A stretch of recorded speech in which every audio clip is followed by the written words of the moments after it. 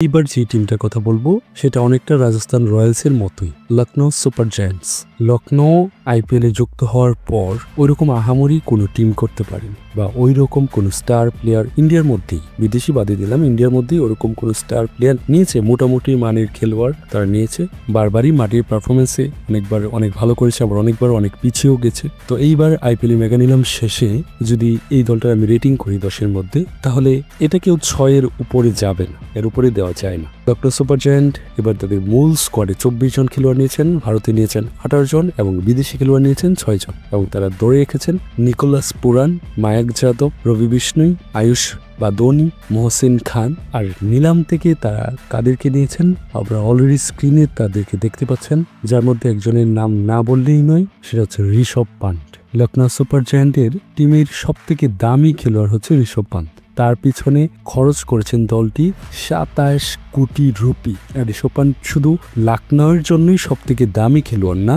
Rishabh punt এইবারের আইপিএলের সব থেকে দামি খেলোয়াড়, এবং শুধু এইবারের আইপিএলে না, আইপিএল ইতিহাসের সব থেকে দামি খেলোয়াড়।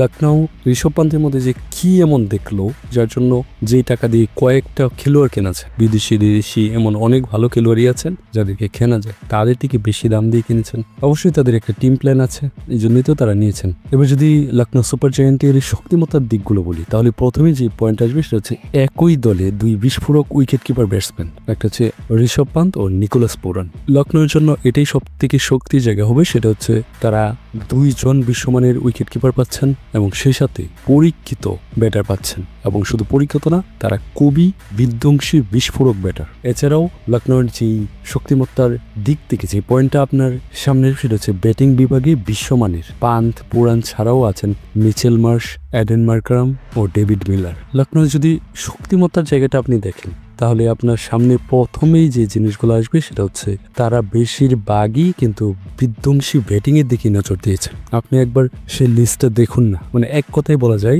বর্তমানে টি-20 সব থেকে বিধ্বংসী ব্যাটার যারা, আমার মনে হয় সব কয়টাই লখনৌ নিয়ে নিয়েছে। তো এই জিনিসটা হবে তাদের জন্য সব থেকে শক্তির জায়গা। এছাড়াও অভিজ্ঞ মিডিল অর্ডার, যেখানে মিচেল মার্শ ও মিলার থাকবেন মিডিল অর্ডারে, সেটা কিন্তু নিঃসন্দেহে অনেক বড় একটা শক্তির জায়গা।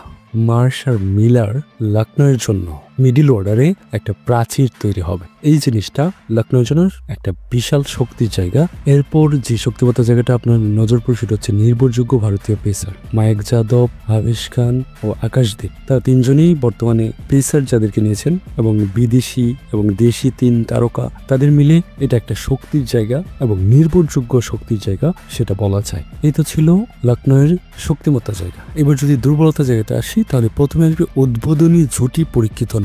লখনৌ কিন্তু গতবার কুইন্টন ডিকক ছিল এবং লোকেশ রাহুল ছিল, তারা দুজনকেই লখনৌ ছেড়ে দিয়েছেন। আমি মনে করি এটা তাদের জন্য একটা বিশাল দুর্বলতার জায়গা তৈরি হয়েছে। কুইন্টন ডিকক, লোকেশ রাহুলের মতো প্লেয়ারদেরকে ছেড়ে দেওয়া, এটা নিছক কি বলবো, একটা দুর্বলতা তো তৈরি হবেই। যে খেলোয়াড়দেরকে নিয়েছেন তাদের মধ্যে কেউই কিন্তু নতুন বলের অভিজ্ঞ ওপেনার না। এখন তাদের মধ্যে হয়তো ওপেন করতে পারেন অ্যাডেন মার্কারাম ও অনভিজ্ঞ।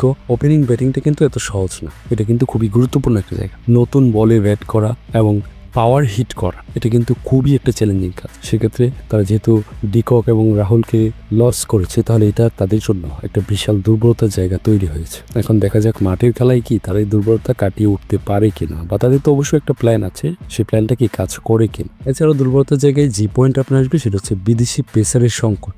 তারা দেশীয় পেসার নিয়েছে, ঠিক আছে, স্টার খেলোয়াড় নিয়েছে, কিন্তু বিদেশি পেসারও কিন্তু দরকার আছে। শামার জোসেফ ছাড়া বিদেশি কোনো পেসার নেই। অবশ্যই এখানে একটা স্টার পেসার রাখা দরকার ছিল। দেশীয় পেসার যেরকম গুরুত্বপূর্ণ, কারণ যেহেতু ইন্ডিয়ার মাটিতে খেলাটা হচ্ছে, ঠিক একইভাবে বিদেশি যারা খেলোয়াড় থাকবেন প্রত্যেকটা দলে, তাদের সামলানোর জন্য একজন বিদেশি স্টার পেসারও দরকার আছে। এই জায়গাটাও লখনৌয়ের সব থেকে বড় দুর্বলতার জায়গা তৈরি হবে মাঠের খেলায়। সবকিছুর পরে একটা কথাই বলতে হয়, যে দল যেভাবেই গোছাক, ক্রিকেটটা হচ্ছে মাঠের খেলা, গোলবলের খেলা। এই খেলাটা যতক্ষণ পর্যন্ত মাঠে না গড়াবে বা মাঠে প্লেয়াররা পারফর্ম না করতে পারবে, তাদের জায়গায় তাদের যে দায়িত্বটা দেওয়া হয়েছে সেটা পরিপূর্ণভাবে পালন না করতে পারবে, তখন খেলা কিন্তু যে কোনো মুহূর্তেই যে কোনো কিছু হতে পারে। আপনি যতই স্টার ব্যাটিং, স্টার বলার নেন না কেন, যদি তারা পারফর্ম না করতে পারে, যত দামি খেলোয়াড়ই নেন না কেন, তাতে কোনো লাভ হবে। আইপিএলে 10 দলের মধ্যে যদিও লখনৌ পিছিয়ে আছে, হয়তোবা তারা মাঠের খেলায় এগিয়েও যেতে পারে, সেটাই দেখার অপেক্ষায় থাকবে লখনৌ এর দর্শক। ধন্যবাদ সবাইকে, আজকের মতো এখানেই শেষ। দেখা হবে নতুন কোনো ভিডিওতে, সেই পর্যন্ত সুস্থ থাকবেন, ভালো থাকবেন, আসসালামু আলাইকুম।